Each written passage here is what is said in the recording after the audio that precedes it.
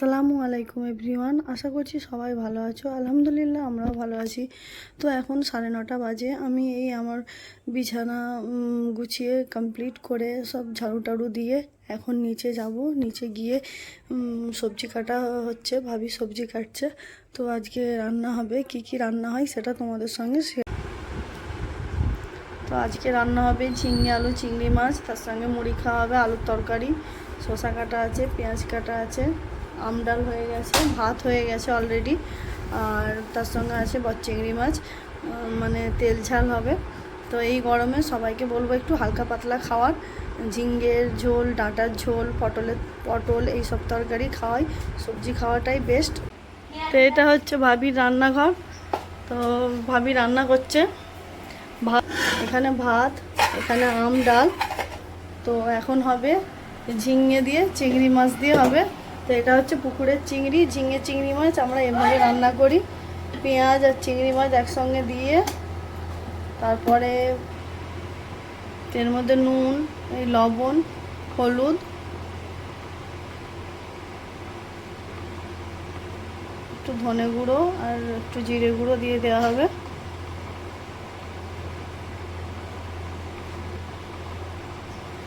তারপর তেল দিয়ে সব কিছু এটা মানে ম্যারিনেশনের মতো করে একটু জল দিয়ে আর বসিয়ে দিতে হবে গ্যাসে।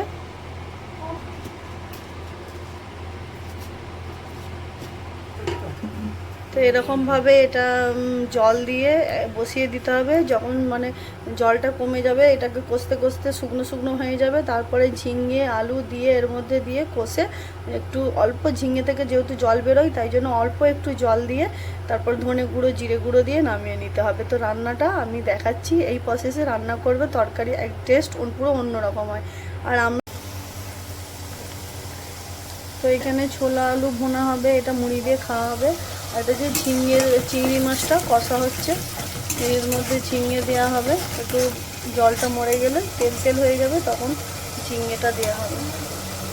তেল ভাসছে, তেল উঠে আসছে।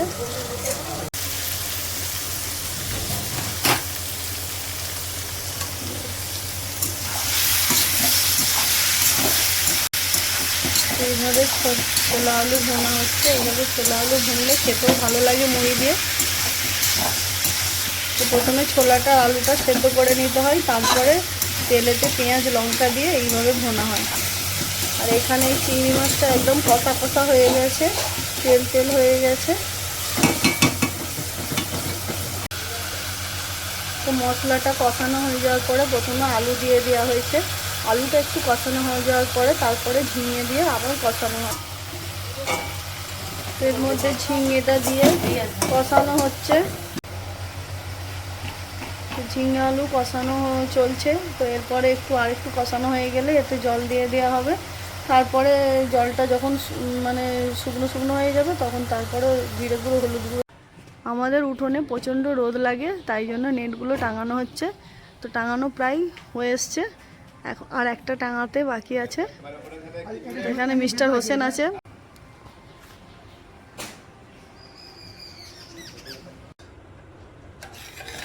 তো এখানে ওনারা প্রচণ্ড রোদে কাজ করছে বলে ওনাদের জন্য বিট লবণ আর চিনি আর লেবু আর তার সঙ্গে এইসবগুলো দিয়ে আমি একটু ঠান্ডা জল দিয়ে শরবত করে দিয়েছি। তো ওনারা কাজটা কমপ্লিট করে শরবতটা খাবে।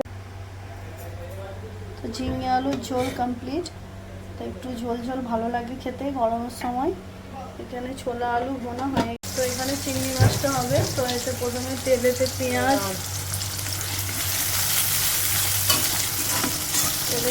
দিয়ে একটু ভাজা ভাজা হয়ে গেলে এর মধ্যে মশলা দিতে হবে, তারপরে মাছ দিয়ে কষানো হবে। একটু লবণ দিয়ে দিচ্ছি যাতে পেঁয়াজটা নরম। পেঁয়াজটা ভাজা ভাজা হয়ে গেছে, এর মধ্যে হলুদ দিচ্ছি, 1 চামচ হলুদ,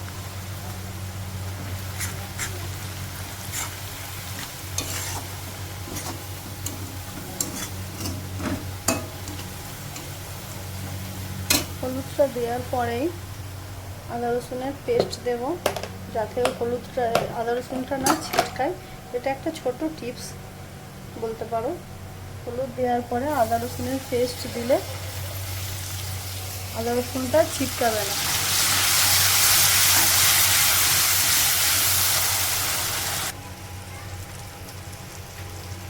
এর মধ্যে 1 টেবিল স্পুন ধনে গুঁড়ো, 1 টেবিল স্পুন জিরে গুঁড়ো আর ধনে গুঁড়ো। তো মশলাটাকে এভাবে কষানো হচ্ছে। এর মধ্যে অল্প একটু জল দেব।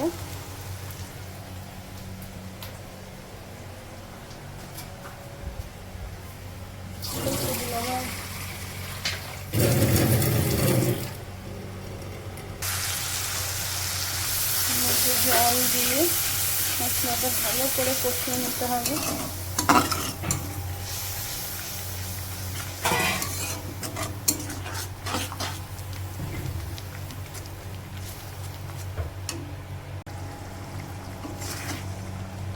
তো 1 পিস টমেটো এর মধ্যে কুচি করে দেওয়া হয়েছে গ্রেভিটা একটু বানানোর জন্য, গ্রেভিটা যাতে ঘন হয়।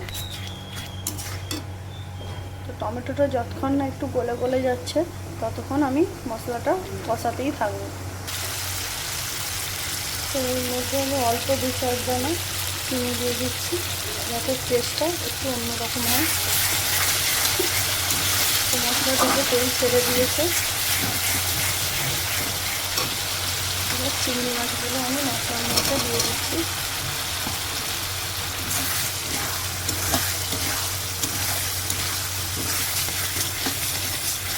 ভালো করে কষিয়ে নিয়ে তারপরে এর মধ্যে জল দেব যাতে চিংড়ি মাছের মধ্যে মশলাটা ভালো করে ঢোকে।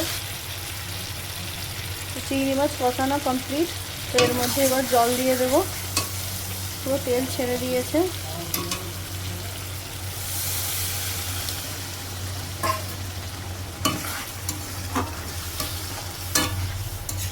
আর একটু জল দিতে হবে।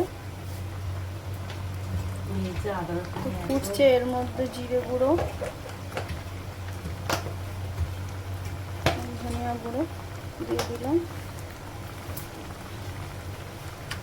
শেষ মুহূর্তে ধনেপাতা দিয়ে নামিয়ে নেব। তো কমপ্লিটলি এটা হয়ে এসেছে। এর মধ্যে আমি ধনেপাতা কুচি ছড়িয়ে দিচ্ছি।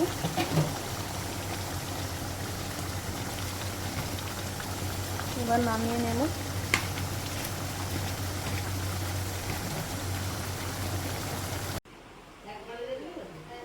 তো এখানে চিংড়ি মাছের ঝাল পুরো রেডি। তো 11:20 বাজে আমাদের রান্নাবান্না কমপ্লিট। কারণ প্রচণ্ড গরম পড়েছে তাই আমরা সকাল সকাল রান্নাবান্না করে নিই। তো এরপরেও আরও অনেক কাজ আছে। তো কাজ আছে বলতে আজকে আমি আমার ফ্রিজটা ডিপ ক্লিনিং করব। প্রায় 1 মাসের মতো ফ্রিজটা ডিপ ক্লিনিং হয়নি। তো ফ্রিজ ডিপ ক্লিনিং করার কিছু টিপস তোমাদের সঙ্গে শেয়ার করতে চাই। তো তোমরা দেখতে থাকো। কেমন থেকে সব কিছু বার করে নিয়েছি, যাবতীয় জিনিস ফ্রিজের মধ্যে যা ছিল সব বার করে নিয়েছি। সস, বাটার, চিজ, জুস, এখানে আরও কিছু আছে ভেজি ফিঙ্গার্স, এগুলো সব বার করে নিয়েছি। তো ফ্রিজ অনেকে সাবান দিয়ে পরিষ্কার করে, তো আমি বলবো সাবান দিয়ে পরিষ্কার করবে না। ফ্রিজ আমার কাছে যেহেতু এখন আপাতত ভিনিগার নেই তাই জন্য আমি এখানে বেকিং সোডা নিয়েছি, এর মধ্যে লেবুর রস দিয়েছি। তো বেকিং সোডা আর লেবুর রস দিলে ফ্রিজের দুর্গন্ধটাও কেটে যায় আর ফ্রিজটা ডিপ ক্লিনিং ভালোভাবে হয়ে যায়। তো তোমরা দেখো আমি কিভাবে ফ্রিজটা পরিষ্কার করছি। তো একটা ছোট কিচেন টাওয়াল নিয়েছি। তো এর মধ্যে এটা ডুবাচ্ছি, ডুবিয়ে আগে প্রথমে ওটার মধ্যে আমি পুরো বেকিং সোডা ফ্রিজের মধ্যে ছড়িয়ে দিয়েছি। এটাও বেকিং সোডা, এটা লেবুর রস। তো এর মধ্যে আমি পুরো ফ্রিজটাকে এভাবে ঘষে নিচ্ছি। যেখানে যেখানে নোংরা মনে হবে, এই যে কোণে কোণে ময়লা জমে যায়, এগুলো ভালোভাবে সাবান না দিয়েও এভাবে পরিষ্কার করা যায়। এই যে গার্ডারগুলোই ময়লা জমে যায়, তো এইভাবে ঘষতে থাকলে গার্ডারের ময়লাগুলো উঠে যায়। তো ফ্রিজটা যেহেতু আমার পুরো এই কিচেন টাওয়ালে মোছা হয়ে গেছে বেকিং সোডা আর লেবুর রস দিয়ে, তো গার্ডারে তো অনেক ধুলো ময়লা পড়ে থাকে। তো এগুলো একটা আনইউজ ব্রাশ দিয়ে এরকমভাবে পরিষ্কার করে নেবে, এর ভেতরের ময়লাগুলো সব বেরিয়ে যাবে।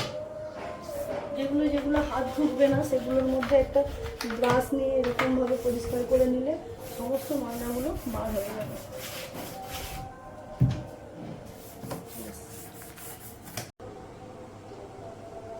তো ফ্রিজটা পুরোপুরি আমার ডিপ ক্লিনিং হয়ে গেছে। তো দেখো কতটা পরিষ্কার হয়েছে, একদম চকচক করছে।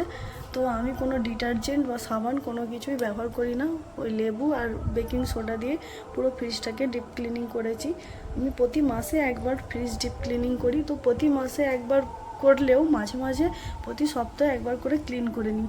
তো আমার এতটাই ক্লিন হয়েছে যে এর মধ্যে কোনো ময়লা বা কিছু নেই। আওয়াজটা দেখতে পাচ্ছেন তো? তো এতটাই ডিপ ক্লিনিং, পরিষ্কার পরিচ্ছন্ন হয়ে গেছে। তো আমার ফ্রিজটা প্রায় 5 বছর হয়ে গেছে, কেউ দেখলে বলে না যে এটা 5 বছরের ফ্রিজ। তো ফ্রিজটাকে এবার আমি সব ফ্রিজের ট্রেগুলো দিয়ে সাজিয়ে নিই।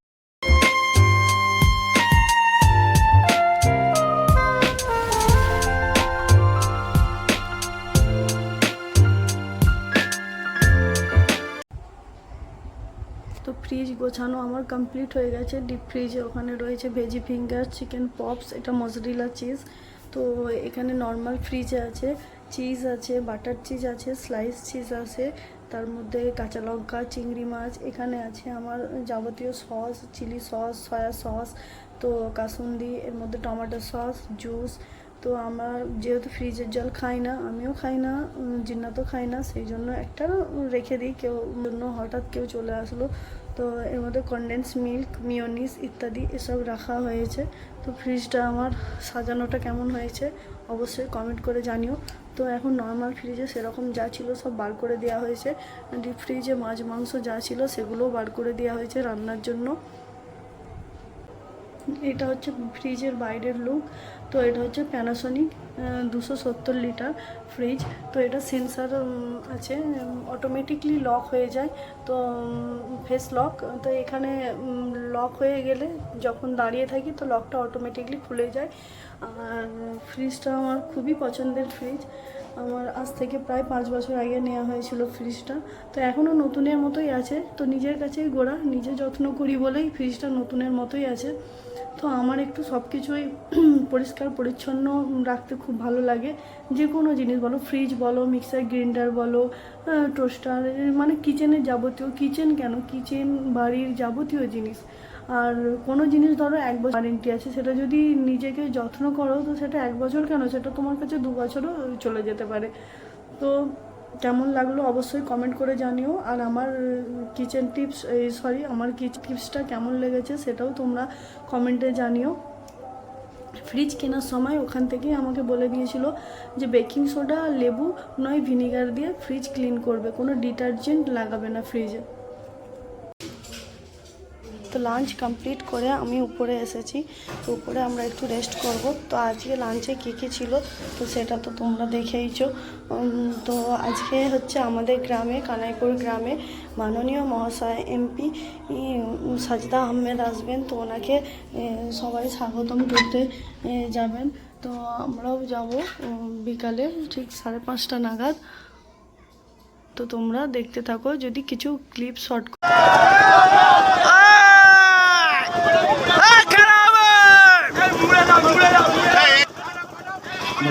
আমাদের বিধায়ক মহাশয় প্রচারে বেরিয়েছিলেন, রাজাদা। তো ম্যাডামও আছেন। তো ম্যাডামকে আমি ফার্স্ট টাইম দেখলাম, আমাদের সাংসদ ম্যাডাম। তো উনিও চলে যাচ্ছেন, সবাই ওনাকে মালা পরাচ্ছেন। তো আমারও খুব ভালো লাগলো দেখে। আমরা এবার বাড়ির দিকে রওনা দেব। তো অনেকটা রাত্রি হয়ে গেছে, প্রায় 9:30 9টা বাজে। তো ম্যাডামকে দেখে আমার খুবই ভালো লাগলো, আমি ফার্স্ট টাইম ম্যাডামকে দেখলাম।